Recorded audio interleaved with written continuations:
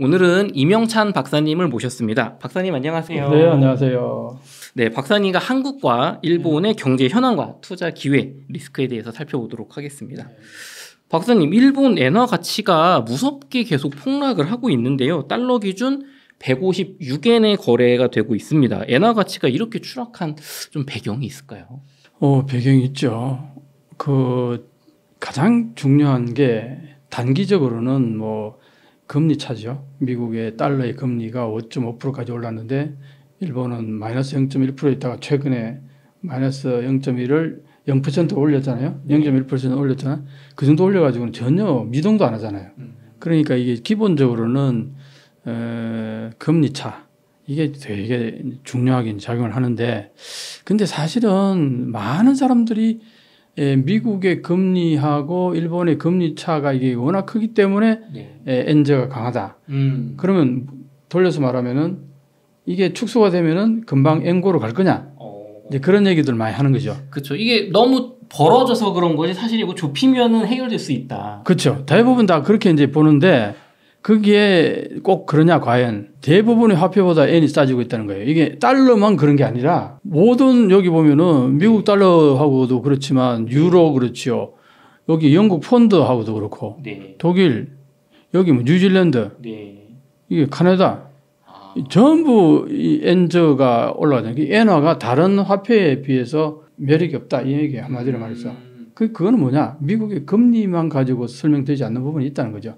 물론 다른 이제 화폐들이 미국 달러의 금리에 쫓아가서 어느 정도 같이 따라가는 부분이 있기 때문에 다른 화폐들하고 엔화하고의 금리 차도 물론 있겠죠. 그런 것도 있긴 하지만 근데 왜 다른 화폐들은 왜 다 따라갈 수 있는데 왜 엔화는 못 따라가냐 이거예요. 여기에 문제가 있다는 거예요. 핵심은. 이걸 보시면 알 수 있는 게 다른 화폐들은 전부 다 미국 그 달러의 금리를 어느 정도 따라가서 강세를 보이잖아요. 그쵸. 달러에 비해서. 그럼 유독 엔화만 이 모양이라는 거죠. 그러니까 여기에 이제 문제가 있는. 그럼 뭐가 문제가 있느냐? 최근에 한주일 환율도 보면은 24년도에 이렇게 많이 차이가 나요. 이 빨간 게 엔이고요. 쭉 계속 올라가잖아요. 이게 약해진다는 거죠. 물론 위안화도 꽤 낮추기 약화되기도 했지만 한국 엔 원화는 어떻어요?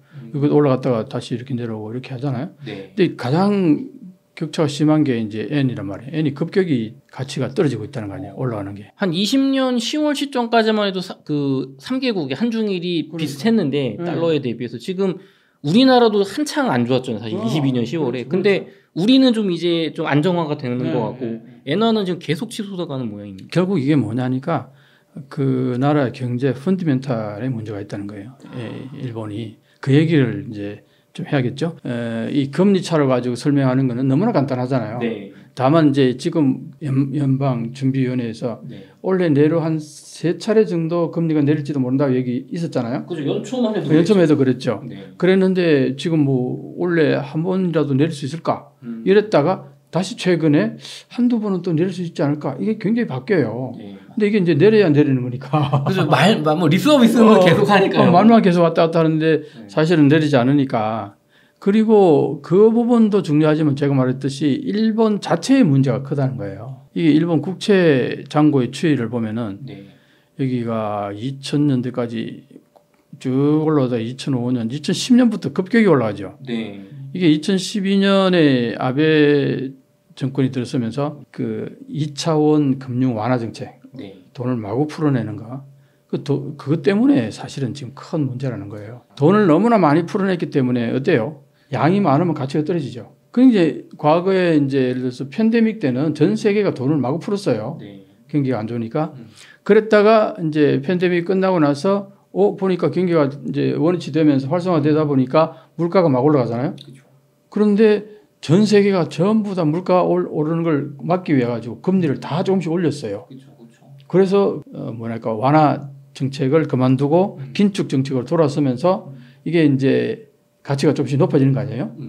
물가도 잡히고. 근데 일본만 금리를 안 올리고 있으니까 여기서 차이가 나는 거예요. 박사님 유력 정치인 일본의 이제 고노다로 우리나라도 좀 많이 알려주죠. 약간 망원도 좀 옛날에 했었고 이분이 이제 디지털상이라는 그 직을 하고 계신데 블룸버그의 인터뷰에서 엔화는 지금 너무 저렴하다. 일본 중앙은행의 금리 인상을 요구할 것이라고 밝혔거든요. 이렇게 말을 하는 이후에 158엔에서 한 156엔으로 2엔 정도 좀 하락했다고 해요. 달러 대비해서. 일본의 바램처럼 앞으로 엔화 강세 혹은 금리 인상 좀 나올 수 있을까요? 길게 보면은 무리다. 길게 보면 무리다. 무리다. 잠시 반등은 있을지 몰라도 사실 지금 반등도 지금 162엔까지 갔다가 한 4엔 정도 이렇게 높아진 이유는 정부가 개입을 했어요. 그러니까 뭐 한 3조엔, 4조엔 정도 개입을 했다 그러니까. 근데 사실은 4월 말에 5월 초 두 번에 걸쳐서 개입을 했잖아요. 그때 9조 5천억 엔. 어마어마한 금액이죠. 그 금액을 내가 설명할 때 이렇게 잘 설명을 해요. 지금 일본에 외국 관광객들이 많이 몰려오죠. 작년 한 해 벌어들인 돈이 이거 한번 보세요. 이게 내가 보기에는 교토 같아요. 내가 교토를 자주 갔으니까 여기 이 사람들 한번 보세요. 바글바글한데요. 이게 교토는 웬간한 지역은 다 이렇다는 거예요. 오버 투어리즘이래요. 오버 투어리즘. 그 오버 투어리즘이라는 건 뭐냐? 그 한계치를 넘어섰다는 얘기거든요. 관광객이 이렇게 해서 돈을 번 게 얼마냐? 많이 벌지 않았을까요, 그래도? 5조 3천억 엔.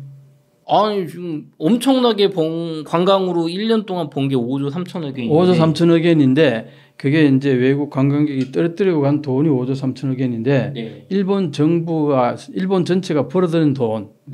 사실은 그 경비도 나가고 뭐 여러 가지 빼야 될 거 아니에요. 그쵸. 그러고 나면 3조 5천억 엔 순수익이 3조 5천억 엔 벌었다는 거죠. 작은 돈은 아니지만 3조 5천억 엔 1년 내내 이렇게 해가지고 이게 노동 서비스하고 이렇게 서비스에 힘들게 번 돈을 환율 이게 떨어뜨리기 위해 가지고 정부가 개입할 때 9조 5천억을 한순간에 이틀 만에 날려버렸잖아요. 3년 가까이 번 돈을 한 큐에 털어넣었다는 거예요. 그랬는데 달라진 게 뭐냐?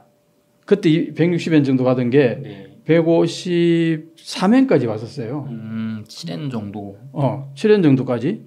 그러다가 다시 한 지금 얼마? 그게 4월 말 5월 초죠. 6월, 7월 한 달 반도 채 안 돼 가지고 다시 원위치로 간 거예요. 원위치보다 더 올랐어요. 그럼 한 달 반 그거 버티기 위해 가지고 3년치 관광객이 이렇게 서비스하고 이렇게 엄청나게 불편을 겪어가면서 돈 번 돈을 한 큐에 날려버렸다는 거예요. 이게 말이 돼요? 이게 이런 걸 가지고 밑빠진 독에 물 붓기라는 거죠. 근데 이게 앞으로 계속 이어질 가능성이 높다는 건데 이제 문제는 일본이 이렇게 계속 쏟아부을 돈이 과연 있느냐 이게. 물론 이제 일본이 미국 국채를 뭐 가지고 있는 게 한 1조 3천억 달러. 거기에서 이제 그걸 전부 다 팔 수는 없잖아요. 그 일본만 이제 팔아서 이게 한 200조 엔 정도에서 한 10% 정도를 가지고 이걸 대비를 할 수 있다는 거예요. 그럼 20조 엔 정도예요. 20조 엔 정도 지난번에 한 9조, 5조, 이번에 한 4조 좀 날렸잖아요. 그럼 앞으로 얼마 안 남았다는 거예요, 이 돈이. 물론 이제 그래가지고 이제 다급해지면은 미국 국채를 팔아서 이렇게 또 하겠다. 미국 정부한테 얘기해. 미국 정부 국채 못 팔게 해요. 그래서 환율 조작 감시 대상국이 됐잖아요, 일본이. 그 미국에서는 안 봐준다는 거예요. 작년만 해도 일본 이 엔저를 좀 미국이 약간 용인하는 듯한 그런 제스처가 있었던 그런 제스처가 있었는데 지금 미국이 감시 대상국으로 지정하다니 일본을. 이게 그러니까 거기에다가 연방준비위원회 그래서 계속 나오는 얘기가 국가가 개입하는 것은 아주 급격히 변화되는 경우를 제외하고는 바람직하지 않다. 이렇게 명확하게 얘기를 했어요. 박사님 지금 이 말씀을 듣고 보니까 저는 우리나라가 옛날에 1990년 IMF 외환위기 때 자꾸 뭐 환율이 올라가니까 정부에서 개입해서 돈 쓰고 하듯이 그 외환이 떨어지니까 진짜 파국이 왔던 거잖아요. 그렇죠. 그때 우리는 사실 이게 금융에 대한 지식이 너무 일천했어요. 글로벌리제이션이라는 것 자체가 그 당시 김영삼 대통령이 대통령 되고 나서 해외 순방을 나갔다가 거기서 보고 글로벌리제이션이라는 단어가 막 너무 유행이 되니까 들어와서 그게 이제 살에 잡힌 거예요. 네. 그래서 한꺼번에 한국에 웬간한 건 다 글로벌리제이션 하자 그래가지고 금융을 그냥 풀어버린 거예요. 대비가 안 되고. 대비가 전혀 안 된 상태에서. 그리고 그 당시에는 우리가 장기적으로 뭐 빌린 것보다는 단기적으로 빌린 돈이 많았다는 거예요. 그러니까 이게 갑자기 환율이 낮아지니까 그걸 대비하려면은 근데 일본이나 다른 데서 돈 빌려준 데서 돈을 돌려달라고 그러니까 네. 이게 장기면은 뭐 5년이고 10년이면은 네. 그때 돌려주면 되잖아요. 빌린 게 단기다 보니까 그거 돈 다 돌려주니까 그냥 바로 달러가 부족해 돼버린 거예요. 특히 그때 일본이 한국에 빌려줬던 엔화를 다 그냥 걷어들여 버린 거예요. 순식간에. 회수를 해갔군요. 그때 한국이 조금만 더 연장시켜 달라고 그랬는데 그래서 한국이 그 당시 IMF 때 일본의 한 짓을 우리는 잊지 않을 거다. 그런 마인드도 있어요. 두 번 다시 이제 일본에 대해서 그런 부분들은 우리가 경계를 해야 되는 거죠. 사실은 지금 엔저가 계속 가게 되면 어떤 현상이 있느냐 이런 것도 있을 수 있어요. 엔을 빌려주는 입장에서는 엔저가 계속 가게 되면은 나중에 돈을 받으면은 가치가 많이 떨어져 버렸잖아요. 그쵸. 손실이 굉장히 크잖아요. 그렇죠.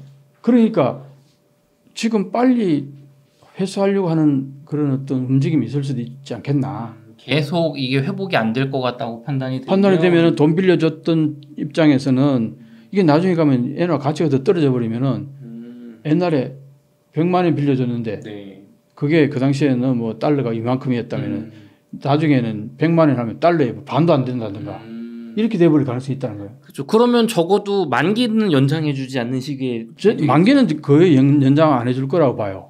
이제 그렇게 되면은 사실은 그동안 이제 한국이 어떤 뭔가 돈을 이제 금융 융통을 하고 할 때에 어디가 이자가 가장 쌀 것 같아요. 일본 걸 빌린 거예요. 그 지금 많은 이제 한국의 회사들도 일본 엔을 많이 빌렸을 거라고요. 그 사업을 하면서. 그렇죠. 금리가 저렴하니까. 이제 이런 부분을 이제 지금 경계심을 갖고 준비를 해야 된다 이 얘기예요, 내 얘기는. 우리도 그냥 일본 엔저가 그냥 남의 나라 얘기가 아니군요. 그렇죠. 그런 의미에서는 그런 거죠. 그래서 이제 엔저가 지속화 됐을 때 일본에 돈을 빌려줬던 입장에서는 이걸 이제 더 이상 연장을 안 해줄 거예요. 더 낮아지니까.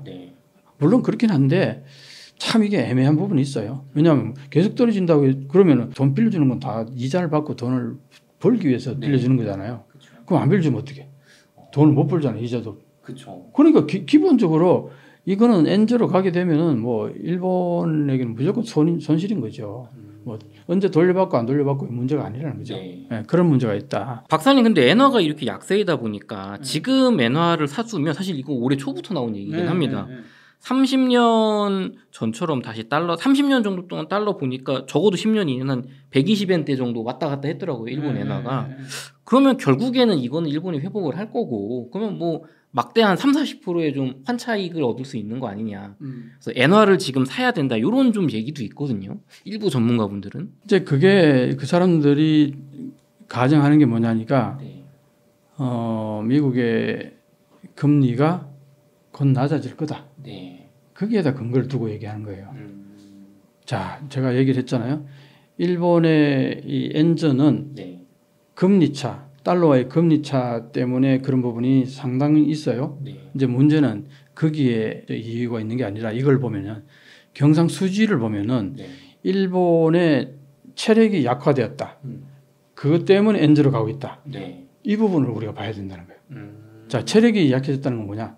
과거에 일본은 무역 수출이 항상 흑자가 많았어요. 그런데 최근 한 10년 가까이는 계속 적자라는 거예요. 무역 적자가.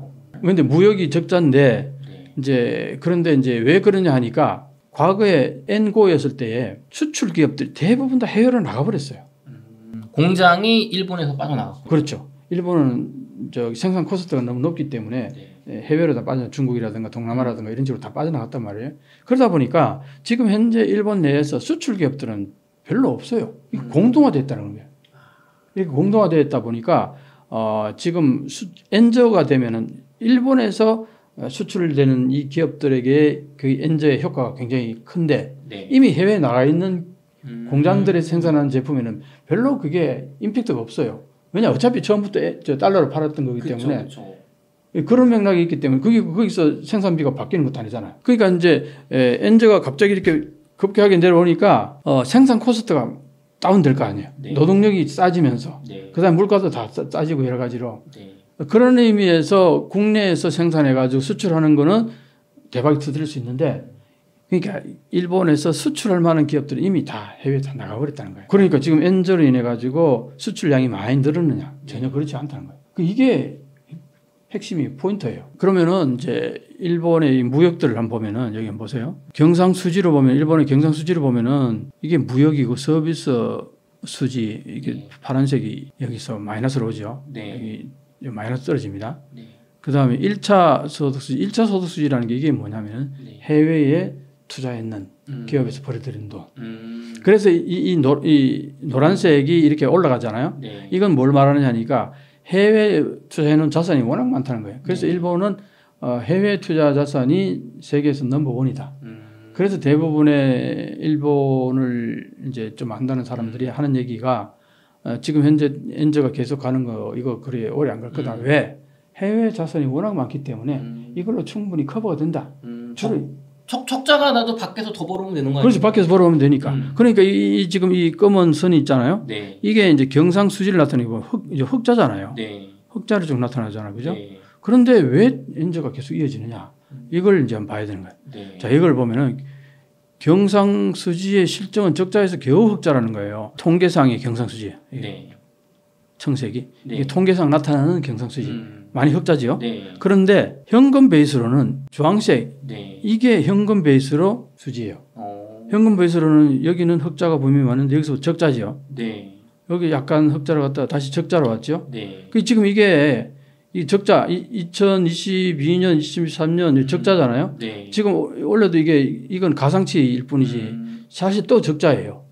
그러니까 계속 적자로 간다는 거예요. 박사님, 이 현금 베이스와 통계상 경상수지는 좀 어떤 차이가 그러니까 그걸 내가 설명할게요. 네. 그걸 보시면은 자 이게 이제 일본의 서비스 수지가 이렇게 보면은 이 여행이 있잖아요. 여행이 과거에는 일본이 해외로 더 많이 나갔다는 거 아니에요. 들어오는 네. 것보다. 그쵸. 그러니까 이게 마이너스죠. 네. 그런데 어땠어요? 지금은 플러스가 지금 완전 플러스 되죠. 일본 사람들 여행을 못 가요. 엔하고 워낙 싸서.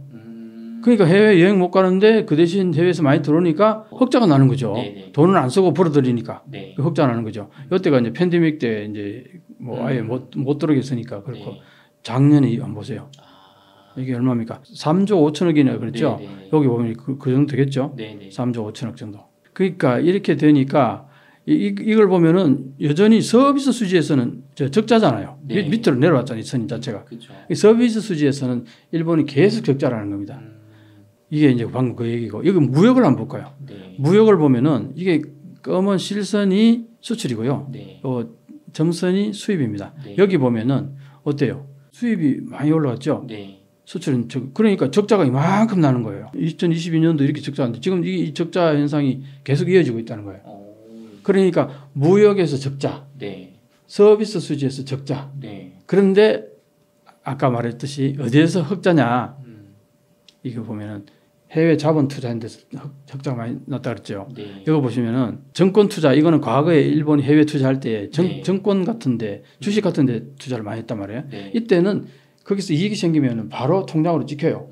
그럼 돈이 들어온다는 거잖아요. 달러가 들어온다는 거잖아요. 그렇죠. 달러가 들어오면은 그 돈 가지고 엔화를 바꾼단 말이에요. 네. 그러니까 이게 다 이제 흑자로 그대로 카운트가 되는데 네. 지금은 어떠냐? 직접 투자가 많아졌다는 거예요. 2012년, 13년부터 직접 투자가 많아지죠. 네. 지금 직접 투자가 많아졌다는 거예요.